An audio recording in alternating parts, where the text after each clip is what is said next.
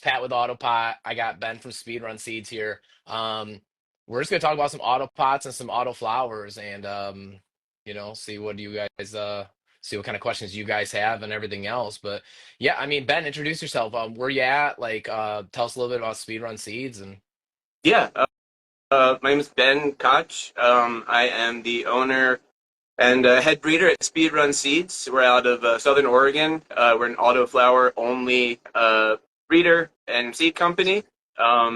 This is our coming up just on 2 years now of operating as Speedrun Seeds, and we have a specific approach that I'm sure we'll get into a little bit with autoflowers, but that's the short version. yeah, I mean, you've been doing it for some time. The one thing I noticed when I was like kind of told you looking around is I see a lot of outside stuff with you, which I dig because here in Michigan, especially the outdoor community is definitely picking up. Um, a lot these guys pay some bank for some clones when they're doing these outdoor grows, but you don't see enough people. I don't feel like promote autoflowers for outside. I mean, I feel like you can get it done. What are the benefits to you feel like to doing the autoflower over photo period outside? Yeah, so getting into autoflowers was a function of us having a 1 acre outdoor canopy that we were running at we have a big commercial facility that we operate Speedrun Seeds out of. And we were looking to maximize the use of our outdoor canopy. And there's really two options when you're looking to get multiple harvests per year, and that is light depth or autoflower. Okay. And we decided back in 2018 to start playing around with autoflowers, and back then it was kind of like you get laughed at when you're a commercial grower, or we weren't even really known as a breeder back then, just a commercial grower getting into autoflowers. Hmm. People are like that. Those are not that doesn't work. um, but yeah, we've been outdoors a huge part of our philosophy and our breeding, and it's we think that everybody should be running outdoor autoflowers. In the right circum. If you're There's a lot of ways to mess up an outdoor auto. So like there's some specific stuff that you got to do and conditions, but yeah, outdoor is a big. We think it's a big thing for autos in the next few years. Yeah, I think it's really cool. Like you said, the ability to potentially, especially in different climates, to get a few harvests outdoors in a year is pretty amazing. Like, so I dig that. Have you tried Autopot outside yet? We have not tried autopots outside. I just saw somebody running. I think it was the tray to grow outside. But yeah, I have not. We personally have not tried autopots outside. I think is that something that people do relatively? Dude, well, I mean, we're trying to get more people to run Autopots outside. But we do have a few guys doing really well this year. I posted something the other day. I mean, this stalk was as big as a Mountain Dew can. So like he's killing it. It's in a tray to grow. Hell yeah. So I think there's potential, especially the XXLs, like those 9 and 13s, especially the 13s. I think you can do something with them. But like that's what I think that's what Luke said. You have a few tray to grows. How are you using those? Are you using them for pheno hunting? Yeah.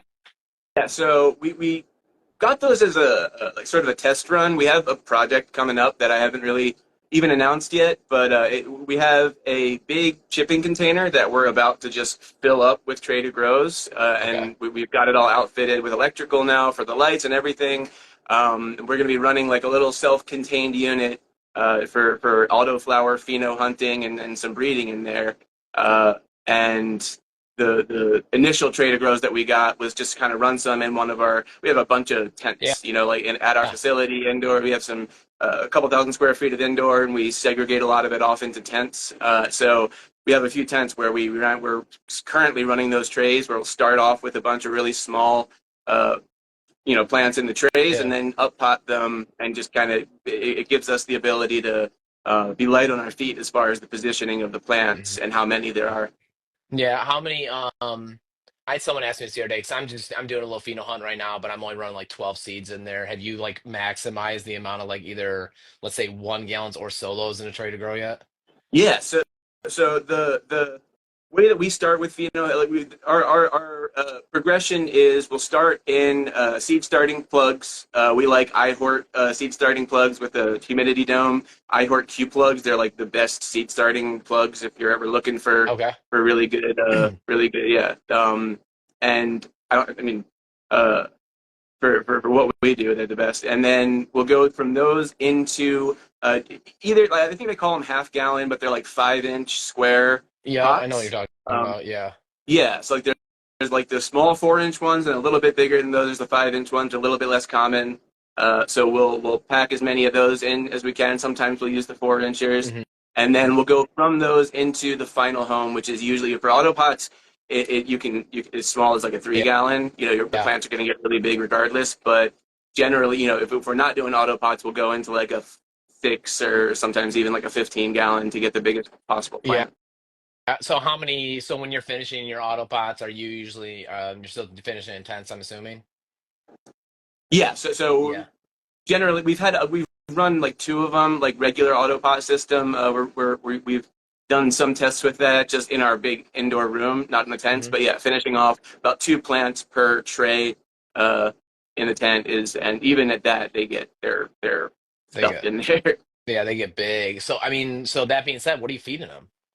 Yes. So we have, but we're actually in like a transition period at the moment. But we generally make our own nutrients. I have a background in commercial agronomy, Okay. and we formulate. So we'll buy component parts. So it's just like if you're looking at like a fertilizer, just like for Jax, for example. Yeah. There, monopotassium phosphate, calcium nitrate. There's all. If you look at the ingredient list on the back, the derived from list on the back, you can see all the things that those salt fertilizers are made Hmm. of, and you can buy those things in 50-pound bags. We have a orchard vineyard store right down the road, and we order big bags of it. We Hmm. combine it. We'll buy some micronutrient salts, chelated sometimes. Like we'll buy all the component parts, put it together. We actually sold some nutrients for a while uh, under the Full Auto Nutrient brand, and Okay. that's coming back I did see this that. I year. did see that on your page. Yeah. Yeah, yeah, yeah. So that was like a salt. That was kind of like a proof of concept for an autoflower Hmm. nutrient to be sold specifically as that. And now it's going to be coming back under the Full Auto brand, but this time we've transitioned into a two-part liquid. Okay. It's yeah, we're super excited about that. Yeah, that's awesome. I mean, at Autopot, we love simple. So, a few part liquid. I mean, if it's rocking it like it does for you, I mean, that's definitely something that we need to show our customers because easier the better. We definitely still have some people run the organics through there, running 10 part, and they do very well. But Yeah, I always feel like kind of less is more when it comes to the to feeding, if you yeah. can. As few parts as possible, and then just making sure that we Yeah. have a feeding philosophy where you break down the parts per millions and make sure Yeah. that you're supplying every nutrient that they need during the growth stages, which is a little bit difficult to do with like all-in-one soils. Yeah, I can definitely do that. So it sounds like you have not only like your autopot setups, your trader grows, and your regular autopots, but you also it sounds like you have some drain away stuff. Um, Yeah, yeah. so So what makes you decide like I'm gonna run this one drained away, so I'm gonna run this one autopot? Like how do you kind of make that choice?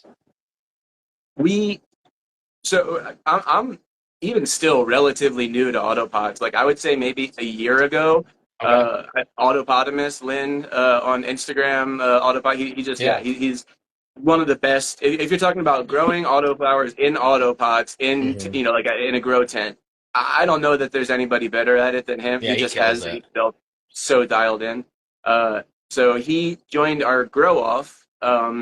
And when we held our first grow off, I didn't specify like, okay, you can't have autopot people competing with with regular drained away because it's just not fair. Like, so Yeah. I learned that was a big learning experience for me when I ran that grow off. Like, okay, autopots are different, and then I started doing some research, and I realized like even at label rates for other fertilizers, which maybe they don't even have, they're not even supplying exactly what they need to be. Even with fertilizers that aren't the best, with label rates in an auto pot, your auto flowers just do so much better than they do in a standard nursery pot. So like that's Mhm. this last year for me has just been learning about it and kind of starting to incorporate it into our breeding. So it's more of a we originally had a room full of regular drained to waste nursery Yeah. pots.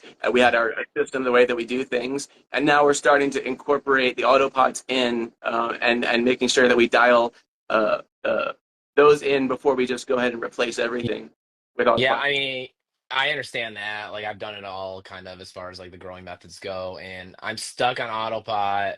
I've been stuck on it for a while just because at first it was time. I had this job, so I needed more time. So when I initially talked to Luke, he kind of was like, "Well, we can get you more time," and then a different job. And now it's like I have a little more time to grow, but I like that. I don't want to give that time back. I don't want to give it Yeah, back. So I'm kind of stuck with it, and I mean, yeah, I'm interested in this nutrient for sure. And actually, I need to try some of your seeds out at some point too. I'm a believer this year, especially, I became a believer in autoflowers. And like you said, 2018 earlier, I got some early stuff and I just wasn't as impressed. You're like, I can see the point, the reason here or there to run it, but it's not something I want to do all the time.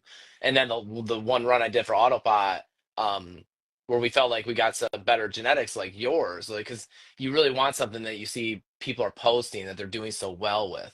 And Lynn was one of the people with yours. I feel like he just kills it. He really does, and he keeps it pretty simple. He's very open with what he's doing. So I was like, well, shoot. I mean, I'm gonna give it a shot. And I was actually kind of disappointed this next run they got me doing photo period. So because we do get so many questions with some photo period people, I gotta go back, but I gotta go back to autoflower, and especially I think I mentioned you before we got on this call. We always like to try and shout out stuff, but there was a few I saw on there that I was just impressed with. That final boss, and then there's a cross with that final boss that I was looking at. It looked like a newer one. What was that? there's a few. Yeah, um, Um, but they don't have that autoflower look. They have that photo period chunky. that's the goal. They just look fire. Yeah, man, they look like real We good. want we What want was that final? people to. Was What that? was that final? It was like granite So something times OG or what was there's that? there's Granite Haze, which is separate from the final boss. There's a few final boss. There's one that's going to be coming out soon called Flavor Bomb. Okay, Um, there's a we just had one Magnum Dong that just sold out a little while ago. I believe that was a final boss cross. We have a few final boss crosses, but yeah, that's what we want. We want people to see the plants and be like, "That you're lying. That's not an yeah. autoflower." Like Hmm. that's the goal. Yeah, no, that's awesome. That's awesome. I always I always veer off of these questions. I know Luke's probably like he's watching this going, "Hey, don't forget you got some questions there." Um, let's see if there's anything out here because we're kind of covering this as we're going, you know what I mean? Yeah. Actually, that's a good question. We get a lot of people asking this type of question. What is a few questions about your genetics specifically? What's the easiest autoflower you think you have to grow? Easiest autoflower to grow. I I don't want to give a disappointing answer to that, but Right? generally we try like we have standards for all of our strains where we want them to all be easy to grow, and I guess Okay. also easy needs a definition too. Like, Like if you're I talking guess, yeah, that is, yeah, I guess these guys don't want to do anything, to an extent. So, what makes it easy in Autopot? I guess one that kind of like checks all the boxes, because sometimes, like, because the next thing I was gonna right, ask is, what's the one that's gonna like yield? Like, because you got some dudes, they don't care. They're like, I want some weight, I want to smoke, as many blunts a day as I can. What one am I getting weight with? And since I asked you that, what do you think your biggest weight one is? Like, what's Autopot is like? I think that just like the best answer to that question. So we have our Granite Haze F6 now. Okay. That's the strain that we've dumped the most hours of work into. It is, I would say, it's like our flagship strain. Okay. So that's like when you say like one that checks all the boxes. Also, you'll yield over a pound on it consistently. We've hit over 30% THC with it. Like That's awesome. the terpenes are crazy. It's Mm, super frosty. The snug structure, everything about that strain is just like we're very proud of that yeah. one. And then like all the other ones we put a ton of work into as well. But like that's the one we've been kind of laser focused on for since the very beginning. Yeah. No, that's awesome. That's good. Like, yeah, you almost have to have that flagship one. But I mean, I like anything with a haze. Always, Yep, always have. me Like, it's too. just, Yeah. it's a good one to, Terpenoline. yeah. My favorite terpene. Terpenoline. Yeah, I saw that. I like that you guys, some of the stuff that you show people, like, kind of like what your goal is with there. You're not. So you guys keep it pretty, like, small batches of seeds? Um, like compared to other autoflower breeders, probably not. Okay. Okay. The answer to that question is there's two answers to that. As far as how many like seeds that we make, Hmm. we probably churn out quite a bit more just because we have the commercial facility than a lot of breeders do. But when we're talking about the seeds that we're selling, like so if you go to buy a pack of seeds online, Hmm. everything is kept single plant. So we harvest seeds from a plant, we put those in a bag, and we have it labeled by uh, um, phenotype number. We have all of our phenotypes numbered and kind of correlated to data that we've collected on that strain, and so everything is single plant, one mom, one dad. Yeah. So Okay. in that way, it's all small. Yeah, small Okay. batches, no mixing of plant phenotypes. Okay. So, when you're a little transplanting question then. So, like you said, you go to those 4 inchers, the 4 inch squares is kind of like a solo, a little bit like right in between the Around there. solo and a 1 gallon. It's probably like a half gallon. Are you being careful with that transplant before you hit the next? Because I mean, I'm assuming that's true. Once the taproot hits, we're going to want a flower. So, at what point are you transferring then into your next? Yeah. So we have it set up so no more than eight 8 to 9 days in the seed starting trays, and then those will move into the 4 or 5 inch pots. A 4 inch pot, it's volumetrically you get a lot more space out of a 5 inch than a 4 inch, so it's a little bit more Okay. time with those. But yeah, like just say a 4 inch, you're going to want to transplant from at day 20 from seed, so that'll buy you Yeah. another 10 days in those small. What you're looking to avoid is the roots circling at the bottom. So Okay. whether it's like the little feet on those 4 inch pots. They all have those little like feet that they Yeah. I sit know on, exactly what and you're saying. Yeah. um, the roots will start to circle in those first, and or just around the whole perimeter of the bottom of the pot, and that is when you're losing yield every day. As soon as that starts happening with autoflowers, you are losing like per- Okay. percentage points of yield every day. So you want to avoid that, and you want your roots to be really nice and fuzzy, like the root hairs. You want us to be able to see them and bright white, and but Yeah. yeah, so like 8 days in a seed starting tray, up to about 20 to 25 days, depending on the size of the square, and then straight into and we do that for all of our plants because we want to breed for transplant hardiness. We want to make sure that the plants that we're breeding with, the ones that end up, making the seeds at the end, because we'll start with, a couple thousand plants and end Yeah. up with like 5 or 10 plants. We kill that many of them. So we want the ones that perform best in a transplant. So we transplant all of them, but not it's not necessary for everybody to transplant. Yeah, and what's your substrate of choice? Like whether actually for autopot and for drain to waste, or have you doing the same thing? Yeah, so I've always been the big. We have giant 50-foot belt trucks of Sunshine Mix number 4 delivered, but that's The because it's yellow or the cheap. blue bag? The yellow or the black bag? There's two. It doesn't come in bags. It just comes in like literally a giant pile. I'm not sure which color. It's Okay. the Yeah, number 4, yeah, number yeah, 4, Sunshine Mix number yeah. 4. So I don't know if It's they probably make the it's multiple. probably yeah, it's the aggregate. Yeah, it's yeah, that's quality. It's peat based, correct? Yeah, it's pretty much like Pro Mix. Yeah, okay. They're That's a interchangeable. good dirt. Yeah, Yeah, that's quality dirt. Mix HP, and it's a soilless medium. So it's not Mhm. soil. It's soilless medium because it doesn't have organic matter in there that's breaking down. Um, No, I think it's what, like 25 to 35% perlite or something like that along those lines. that sounds yeah. Yeah, it's got some cocoa and Yeah. peat. I think it's got both cocoa and peat, and then they throw some a dolomite lime in there to manage your pH over time. Not they never throw enough in there, Yep. but yeah, yeah, Yeah. Okay. So I mean that answers that. Like, okay, so yeah, like with a tray to grow, that's gonna work good. Usually when people are running like any of the pots, we'll tell them to add a little bit more perlite to a mix like that. But you can yeah. get away with it because, like you said, it is soilless. Um, especially if you're running And air with that bases air and all that. dome, like, I think if you got that air dome The in the air dome, bottom I of was the gonna pot, say, you're yeah. it's I think probably I would imagine it's helping with drainage a little bit, and the Pro Mix and the Sunshine Mix, both of those are you could use them interchangeably. I think they have great drainage. Yeah, they dry out We've never quick. found the need that for. If you're running like pure cocoa, just straight cocoa, Yeah. honestly, I mean, I know That's what Lynn does.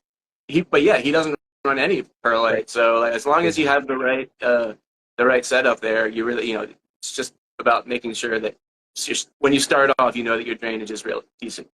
Yeah, we have people asking all the time because of what he does, and we gotta tell them all the time, well, we don't recommend it. So like Yeah, it's not necessarily the easiest. Like it's not the easiest. Not everybody's growing in northern Canada either. You know what I mean? true. Yeah, So yeah, everything like can be expert level different. stuff. 100%.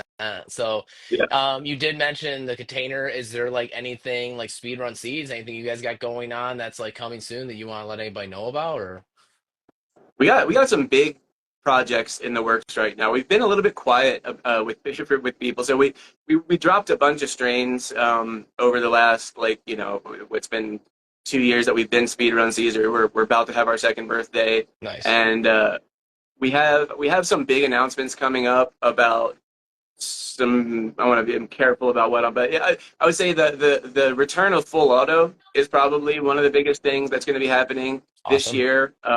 So it's not the same full auto fertilizer, but it's the same. When we build fertilizers, uh, we build them by parts per million of each macro and micronutrient delivered to the plant at each growth stage. So there's requirements uh, for what cannabis needs and how it translates to the nutrient content in the leaf tissue. We do leaf tissue analysis on all of our plants, and when we have, we do consulting for clients where we'll take leaf tissue analysis, which you take leaves from the plants and you get them analyzed in a lab, and uh, you get the nutrient content. So we have very specific ways that we've set up the parts per million for the new full auto, which same numbers as the salt that we released initially, but this is it's delivered to the plant in a more efficient way, and it makes endless and a lot more Do you sense. think It's a lot more it's sense. more for Autoflower or more for Photoperiod, or do you think it's an all-on-one there? Because I do feel like some like I felt like with the Autoflowers they grew so fast, like they did like suck up food. Like I was like, okay, I feel like I could have fed it a little bit more because I'm not used to it just like rapidly shooting through these stages so quick.